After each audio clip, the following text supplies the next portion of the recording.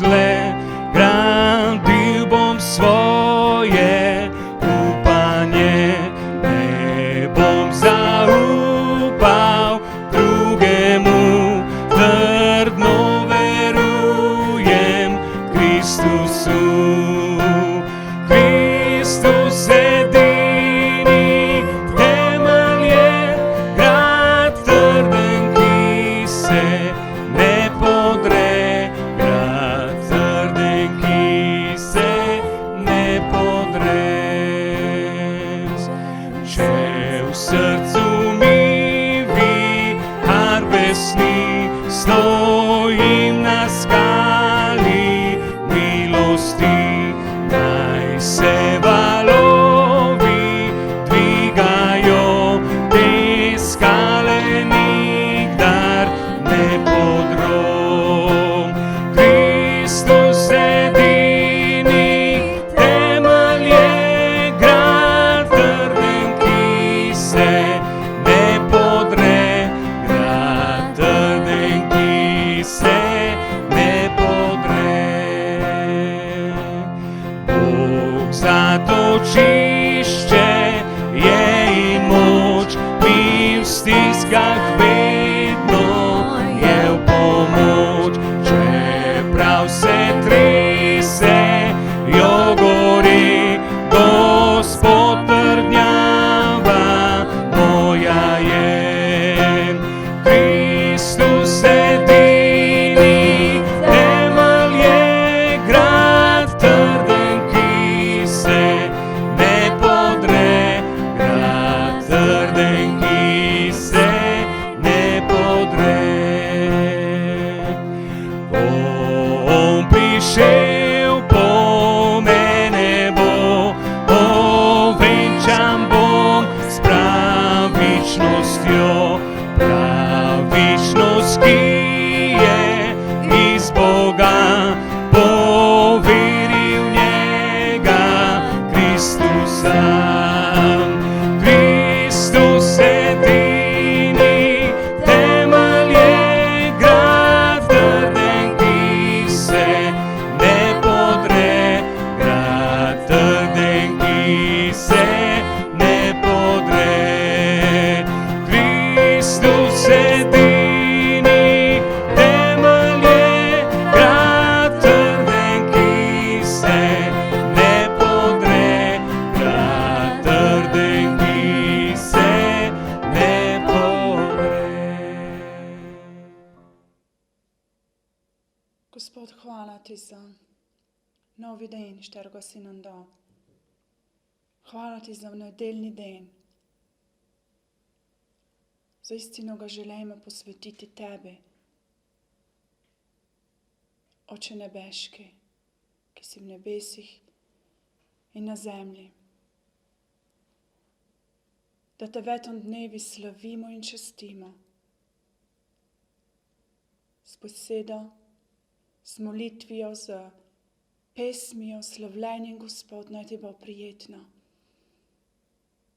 Naj ti bo v blagoslov in v radost, da prihajamo pred tebe, tako kot smo, in ti nas sprejemaš, ti nas ljubiš, takšne, kakšni smo, hvala ti. In zaistino te čas bogoslužja, kjerkoli smo, ti blagoslovi, mazili in nam daj nekaj novega, dragocenega in velikega v naših življenjih. To te molim in prosim v imeni Jezusa Kristusa. Aleluja. Amen. Amen.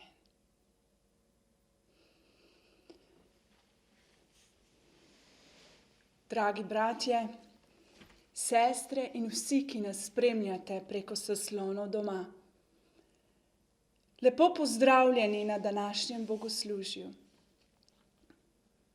Danes, ko sedim tukaj v praznih klopeh naše cerkve, razmišljam o tem, kako je bilo, ko smo lahko skupaj slavili, prepevali, molili in poslušali besedo.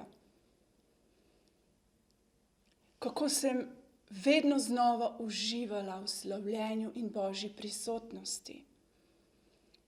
V teh klopeh sem slišala veliko koristne Božje besede, ki me je vedno znova vodila k večjemu spoznanju našega Boga. Ja, veliko doživetij, spominov in spoznanj je povezanih s tem prostorom,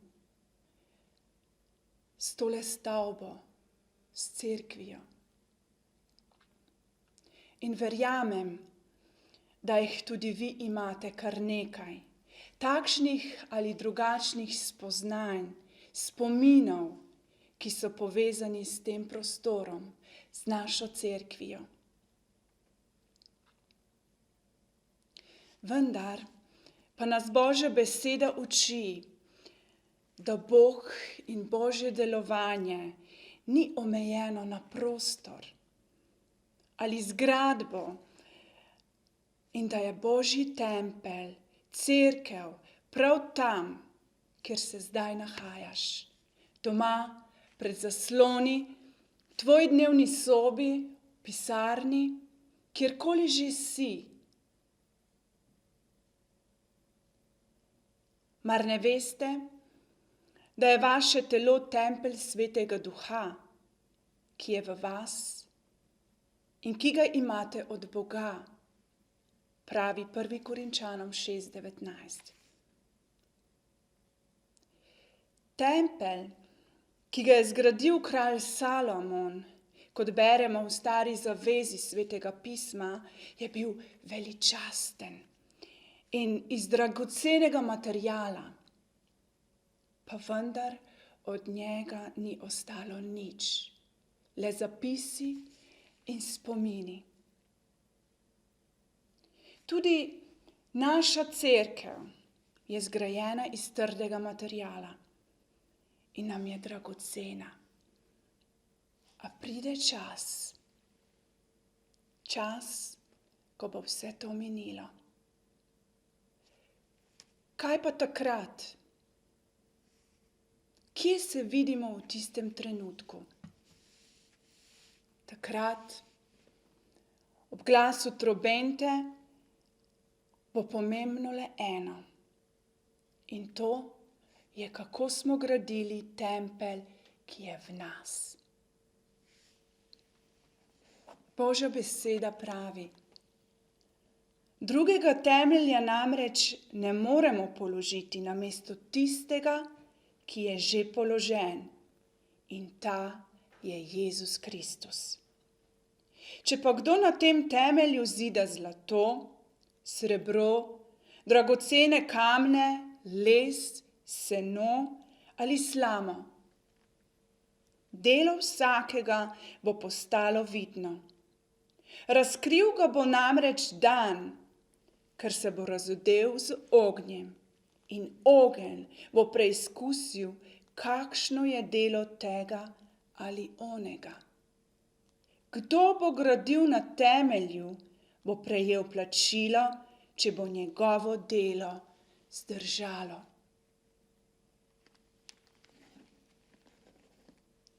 S čim gradimo tempelj v nas? Zlatom, srebrom, dragocenim kamenjem, z lesom, slamo, ali je pa naš gradbeni material seno? S čim izgrajujemo ta duhovni tempelj v nas? Kaj bo na koncu od tega, kar delamo, ostalo? Odgovor na to vprašanje je zelo pomemben, kajti od njega je odvisna naša večnost. Izzivam vas, da v prihodnjih dneh o tem razmišljate, kako in če sploh izgrajujete svoje duhovno življenje. Prvo in najpomembnejše je, da začnemo pri najbolj trdnem temelju, in to je Jezus. Če začnemo graditi z njim, ali pa že gradimo z njim, je to najboljša podlaga za duhovno življenje. Pa vendar je nadaljnja gradnja pomembna za čas preizkušenj in plačilo, ki nas čaka v nebesih. Eden od načinov, kako nabaviti dober material, je molitev. Molitvi nam sam Božji duh razodeva dragocenosti, katere lahko potem uporabimo v izgradnju svojega duhovnega življenja.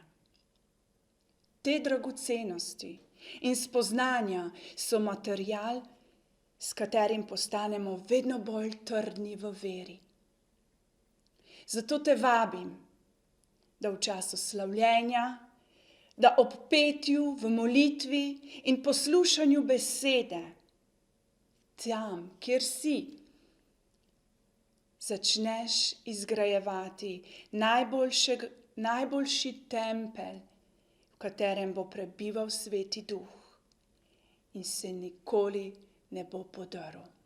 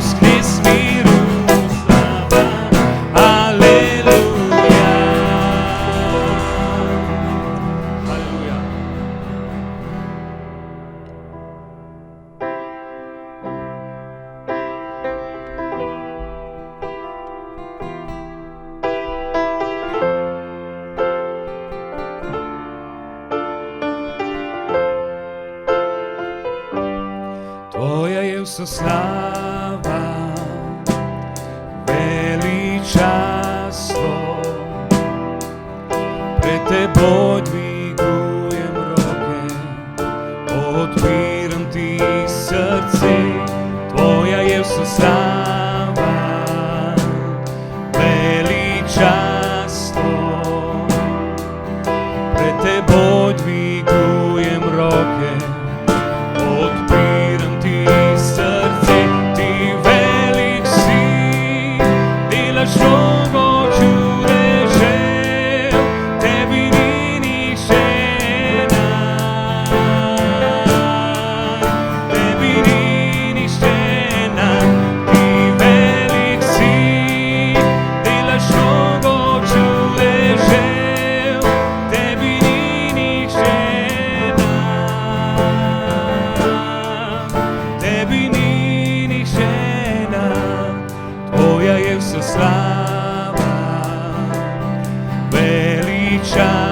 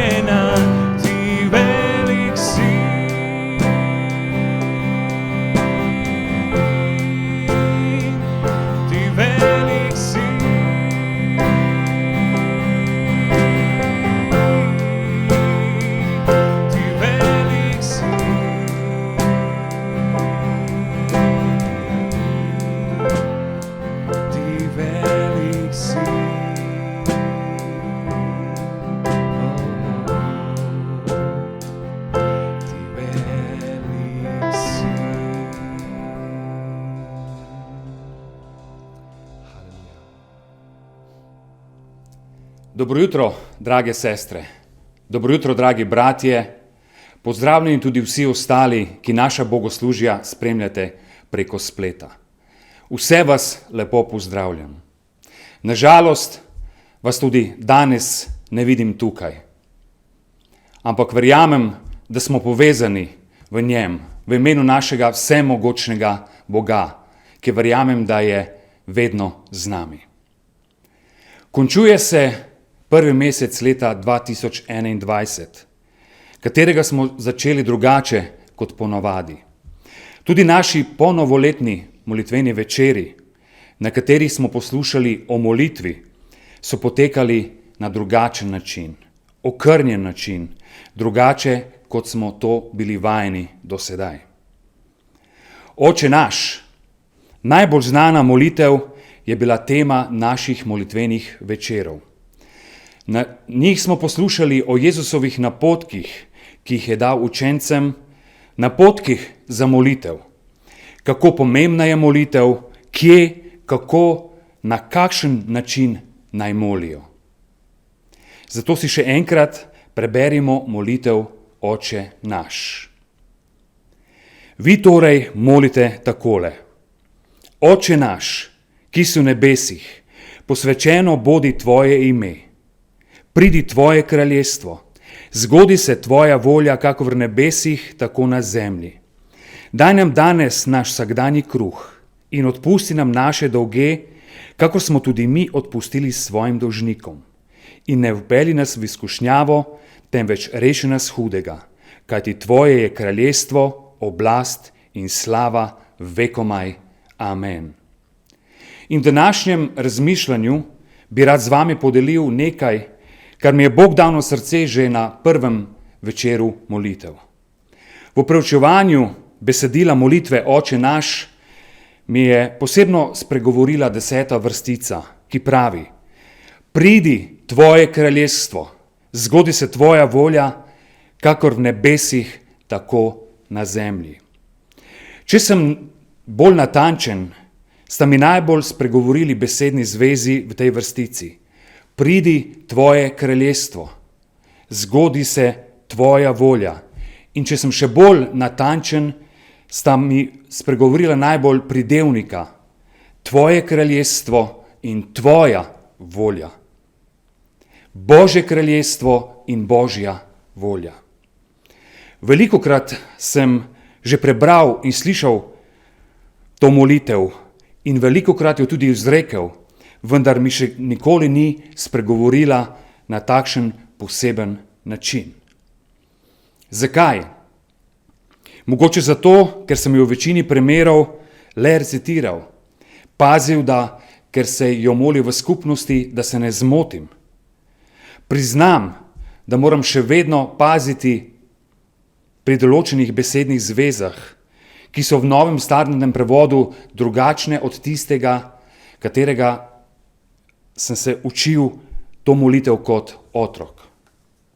Molitev Oče naš sem le naučeno izgovarjal, kot nekaj, kar znam, kot del obreda. Nisem šel v svojo sobo, o kateri je Jezus govoril učencem, ne samo kot prostor, kot izolacijo, ampak nisem molil iz svoje sobe. In ta molitev ni bila izrečena očetu. To ni bila moja prošnja, to ni bila moja želja, to ni bila moja molitev. Bila je le izrečeno besedilo, kot navada. In to se nažalost največkrat zgodi, da je molitev Oče naš zlorabljena. Molimo jo kot naučeno, kot vzorec za ponavljanje, ne pa kot iskreno in doživeto molitev. V molitvenih večerih smo slišali o pomembnosti molitve. Molitev je za nas kristjane kot kisik, je duhovno dihanje, je čas, ko se lahko srečamo in pogovorimo z našim vsemogočnim Bogom, se mu zahvalimo in se mu tudi potožimo, ga prosimo za potrebe, ki jih imamo. Prejšnjo nedeljo smo poslušali o moči molitve in kako pomembna je molitev v vsakdanjem življenju vsakega kristjana. In tudi Jezus je svojim učencem govoril o pomembnosti molitve. Zelo hitro jih je poučil o njeni pomembnosti. V 4. poglavju lahko preberemo o tem, da jih je poklical za svoje učence in že v 6. poglavju jim je govoril o pomembnosti molitve. Povedal jim je, kako naj molijo, da molitev ni kazanje pred drugimi, ampak da je molitev notranji, duhovni, dvosmerni odnos med človekom in Bogom. In v tem dopoldnevu bi rad, kot sem že prej omenil, da si pogledamo besedni zvezi, kraljestvo. Pridi tvoje kraljestvo in volja, zgodi se tvoja volja. Kot prvo si oglejmo kraljestvo. Kaj je kraljestvo? Kaj pomeni beseda kraljestvo? Moja prispodoba je, lahko rečem, otroška. Vse je lepo, vse se sveti. Kraljestvo je grad obdan z zidom, visokim obzidjem, z enim ali več vhodom. Je območje, v katerem je veliko zgradb, ki so tudi velike. V kraljestvu je veliko zlata, je veliko bogatstva, zato je tudi dobro zavarovano. Poiskal sem še nekaj drugih opisov za kraljestvo, ki pravijo: kraljestvo je ozemlje, kjer vladata kralj ali kraljica. Je območje, kjer je nekdo neomejen gospodar. Kraljestvo je tudi sinonim za bogatstvo. Kraljestvo je območje, v katerem naj bi bilo za vse dobro preskrbljeno. Kraljestvo ima tudi svojega gospodarja, svojega vladarja, katerega naj bi spoštovali in se mu tudi klanjali. In kdo je gospodar tega kraljestva? Kralj, seveda. In kakšen je kralj? Kakšni so kralji? Kralje poznamo kot vladarje. Kralji so v večini primerov določeni dedno, gredo iz roda v rod. Kralji so voditelji, ki vodijo narod, ljudi. In kralji se razlikujejo tudi v načinu svojega delovanja, kraljevanja. V večini primerov si želijo pozornosti, časti, spoštovanja, zahtevajo in pobirajo davek, so ponosni, so sebični, vladajo velikokrat na neprijeten, nadrejen in prevladujoč način ter gledajo le nase, na svojo korist. Ampak Jezus nam v molitvi Oče naš ne govori o takšnem, navadnem, tozemeljskem kraljestvu. On nam govori o očetu kot kralju in o kraljestvu kot o tvojem z veliko črko, o njegovem Božjem kraljestvu, duhovnem področju, kjer vlada Bog. Jezus govori o Božjem kraljestvu in ta molitev, pridi tvoje kraljestvo, je bila vodilna osrednja točka že v molitvi Judov. Za njih molitev, ker ni bilo omenjeno Božje kraljestvo, ni veljala kot molitev. In kakšno je to Božje kraljestvo? Je področje, kjer vedno vlada Bog. Božje kraljestvo pomeni uboganje in izvrševanje Božje volje. Božje kraljestvo je življenje, preoblikovano v skladu z voljo in namenom ljubečega Boga. Jezus nam v molitvi Oče naš ne govori o kraljestvu, ampak o kraljevanju kot načinu življenja. Molitev Oče naš govori o Božjem kraljestvu kot o želji, kot o prioriteti, o hrepenenju Božje prisotnosti v življenju. In kdo je vladar tega Božjega kraljestva? Naš Oče, ki je drugačen kralj. On je vladar, ki nas pozna, saj je naš stvarnik. Je oskrbnik, ki skrbi, ki pazi, varuje, nas vodi, spremlja. Je knez, ki daje mir, ki tolaži. Je prijatelj, ki pozna vse naše potrebe. Je sopotnik, ki nas drži za roko in dviguje nad valove. Je kralj, ki ne prosi, ampak je kralj, ki daje. Je služabnik, ki nam usluži vsaki dan, vedno. Je kralj, ki ne pobira davka, on je sveti Bog, ki se ne ponaša skrono in ne skrbi le zase. On je oče, ki je iz ljubezni do tebe, do mene, do vseh nas, dal vse, kar je imel, svojega edino rojenega sina, da bi ne bili pogubljeni, ampak da bi bili milostno odrešeni. Si želiš takšnega kraljestva in takšnega kralja v svojem življenju? Si želiš Boga, očeta kot vladarja v svojem življenju, ali raje živiš v svojem kraljestvu, ki se od Božjega kraljestva razlikuje le v eni črki, tvojem in svojem. Le v eni zapisani črki, ampak razlika v življenju je očitna. V svojem kraljestvu, v našem kraljestvu ni prostora za Boga.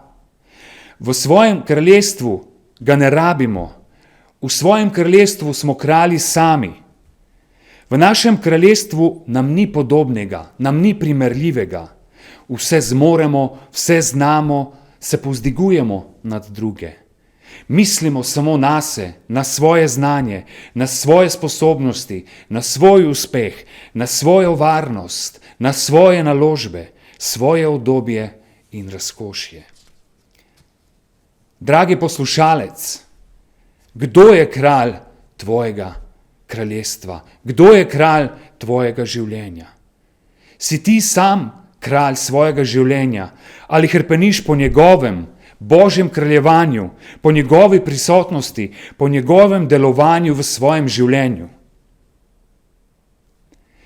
Jezus nam v istem poglavju, v 6. poglavju, v 33. vrstici daje še dodaten nasvet, da prosimo in iščemo pravega kralja. Piše tako: iščite najprej Božje kraljestvo in njegovo pravičnost in vse to vam bo navrženo. Iščimo in nam bo navrženo od kralja nad vsemi kralji. Zato podredimo svoja srca, svoje misli, svoje sposobnosti, svoje znanje, svoj karakter in tudi svojo voljo. Podredimo svojo voljo njemu, gospodarju življenja, in takrat bo njegovo kraljestvo vidno v naših življenjih. Amen. Podredimo svojo voljo, da bo imela volja našega očeta prostor v naših življenjih. Volja. Tvoja volja naj se zgodi. To je druga besedna zveza, o kateri bi rad, da danes razmišljamo. Tudi za to besedo volja sem našel nekaj opisov. Volja je sposobnost hotenja. Je nekaj, kar si želimo, je želja. Je pripravljenost prizadevati si za nekaj. Izraža pozitiven odnos do kakega dejanja. In je, kar kdo hoče, da se uresniči. Božje kraljestvo zahteva podrejanje moje volje, mojega srca in mojega življenja. Njegovo kraljestvo pride komaj takrat, ko vsak od nas osebno se odloči in podredi svojo voljo in sprejme očeta kot kralja svojega življenja. Na uvodnem molitvenem srečanju smo od pastorja slišali, da je prvi del molitve Oče naš usmerjen Bogu. Rezultati pa so vidni v odnosu do Boga in tudi v odnosu do bližnjih. Moliti naj bo izpolnjena njegova volja, torej pomeni zavračati našo lastno voljo. Moramo priznati, da je Bog Bog in da mi nismo, čeprav se nam mnogokrat zdi, da smo. Kjer ni njegove volje, je naša volja. Je hitro vidna naša duhovnost, naša mesenost, v komunikaciji, v odnosu do drugih, se dvigujemo nad njih, ker mislimo, da vemo, da znamo vse in da smo nezmotljivi. Ne živimo v duhu Božjega kraljestva, ampak v duhu naše mesenosti. In od delih mesa o naši volji, naj vas spomnim, smo govorili tudi v lanskem letu. V pismu Galačanom 5 od 19 do 21 je zapisano takole. Sicer pa so dela mesa očitna. To so nečistvovanje, nečistost, razuzdanost, malikovanje, čaranje, sovraštva, prepirljivost, ljubosumnost, jeze, častihlepnosti, razprtije, strankarstva, nevoščljivosti, pijančevanja, žretja in kar je še takega. Glede tega vas naprej opozarjam, kakor sem vas že opozoril. Tisti, ki počnejo takšne stvari, ne bodo podedovali Božjega kraljestva. Če pa živimo po njegovi volji, bo vidno njegovo kraljestvo v naših življenjih, bo viden sad njegovi prisotnosti, sad duha. Pismo Galačanom v nadaljevanju piše, sad duha pa je ljubezen, veselje, mir, potrpežljivost, blagost, dobrotljivost, zvestoba, krotkost, samoobvladanje. Zoper te stvari ni postave. Tisti, ki pripadajo Kristusu, so križali svoje meso s strastmi in poželenji vred. Če živimo po duhu, tudi delajmo po duhu. Nikar ne iščemo prazne slave s tem, da drug drugega izzivamo in drug drugemu zavidamo. Pomemben del našega podrejanja Božji volji je hoja v poslušnosti njegovi volji in njegovim zapovedim, ki jih nažalost velikokrat vidimo le kot oviro in ne vidimo kot Božji dober nasvet za vsakega izmed nas. Naša poslušnost je ključna sestavina našega posvečenja in celo poslušnost nam daje Bog sam, če ga prosimo za to. Da bi se uresničila Božja volja v nas, moramo iskati, moliti in ne le poslušati, ampak tudi živeti njegovo besedo. V pismu Filipljanom v 2. poglavju od 12 do 13 beremo: Potem takem, moje ljubi, kakor ste bili zmeraj poslušni, in to ne takrat, kadar sem bil med vami, ampak še veliko bolj zdaj, ko sem odsoten, strahom in s trepetom udejanjate svoje odrešenje. Bog je namreč tisti, ki po svojem blagohotnem načrtu udejanja v vas hotenje in delovanje. Očetova volja in ljubezen do nas sta poslala Kristusa, da je dal svoje življenje za našo odkupnino. Kristus je prišel, da bi nam dal in omogočil večno življenje, in prav izkaz njegove poslušnosti bi rad izpostavil. V Markovem evangeliju 14. poglavju v 36. vrstici piše tako: Govoril je: Aba, oče, tebi je vse mogoče, daj, da gre ta kelih mimo mene, vendar ne, kar jaz hočem, ampak kar ti. Jezus je v tej molitvi najprej potrdil očetovo vsemogočnost, priznal je njegovo suverenost, tebi je vse mogoče. Drugič, očeta je prosil, naj mu prihrani bolečino in ponižanje. Svojo željo je, lahko rečemo, iskreno in pošteno prinesel, položil pred svojega očeta. Če lahko, naj gre ta kelih in njegovo trpljenje mimo njega.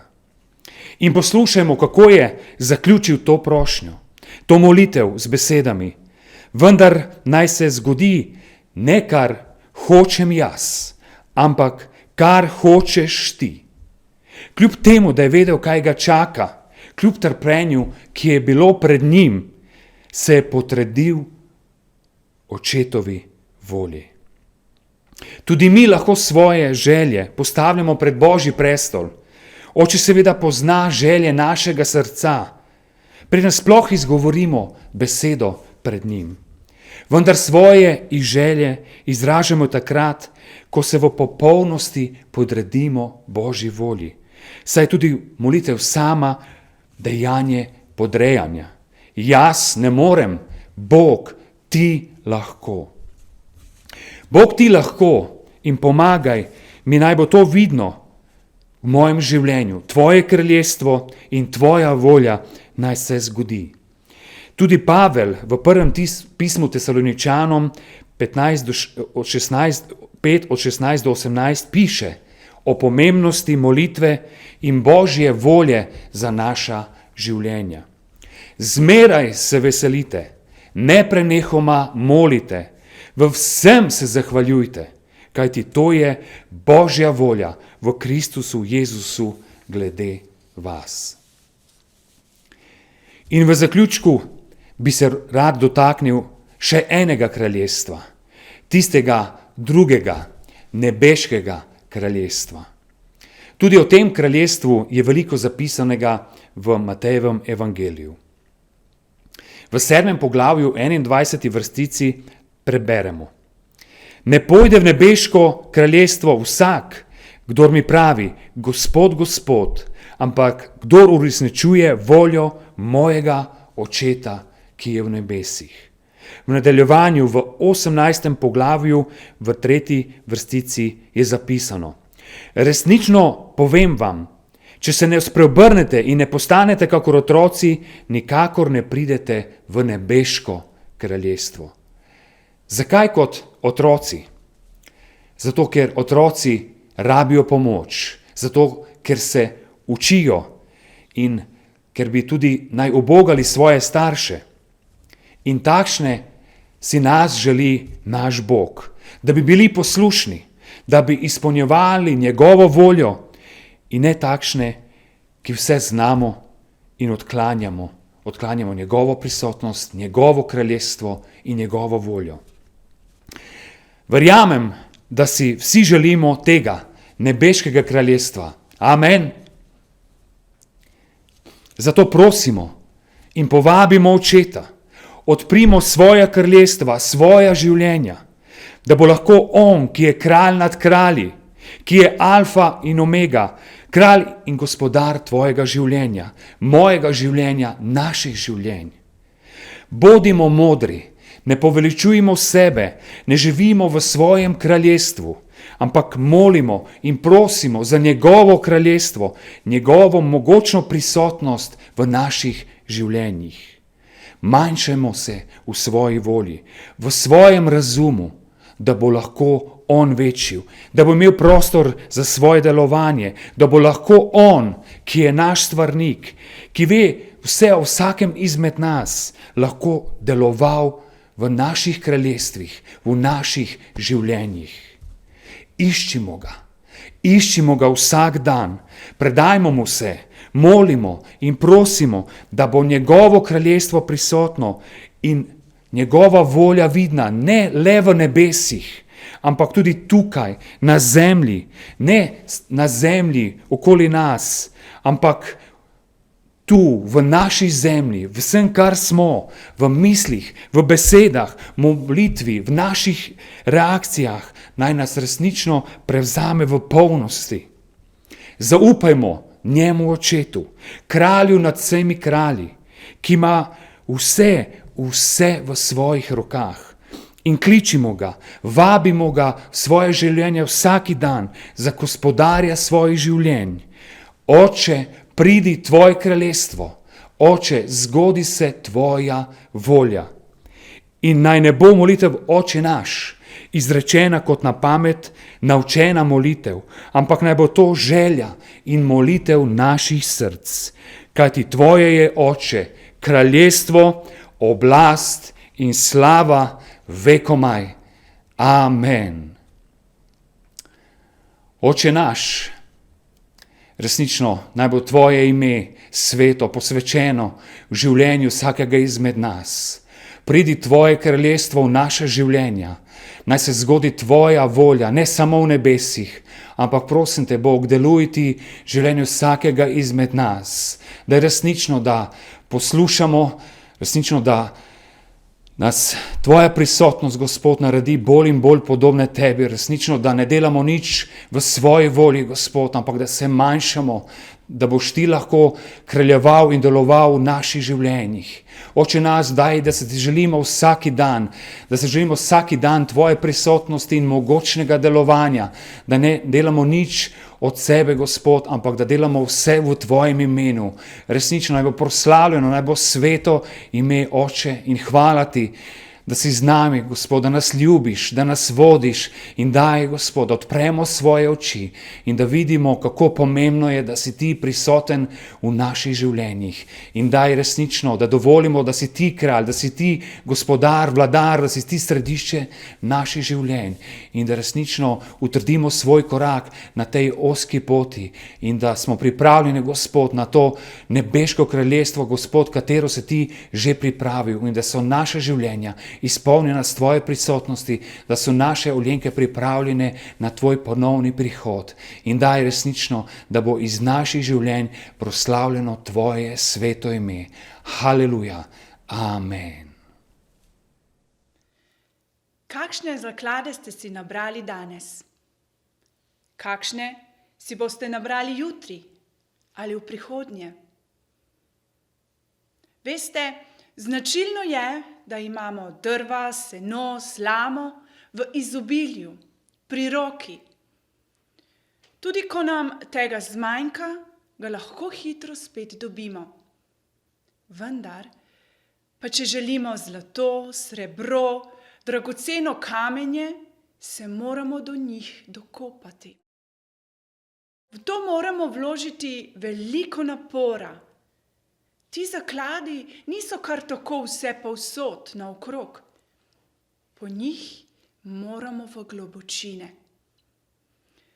Zato je včasih tako težko, da vztrajamo v molitvi, ker od nas zahteva nek napor in je veliko lažje, da delamo s tistim, kar je pri roki, zadovoljimo se z manj vrednim. Ampak predstavljajte si, da najdete le mali diamant. Mogoče ne tehta veliko, je pa zelo dragocen. V tistem trenutku, ko ga boste držali v roki, bo vaše veselje neopisno.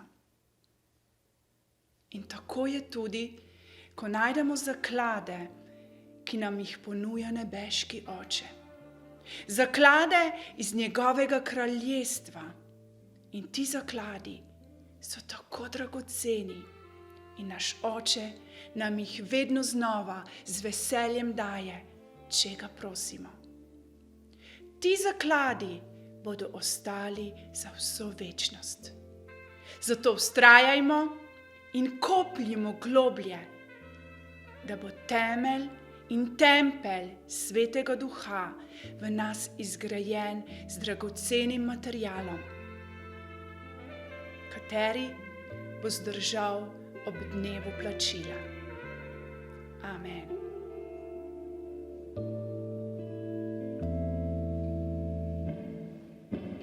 Ti si Gospod.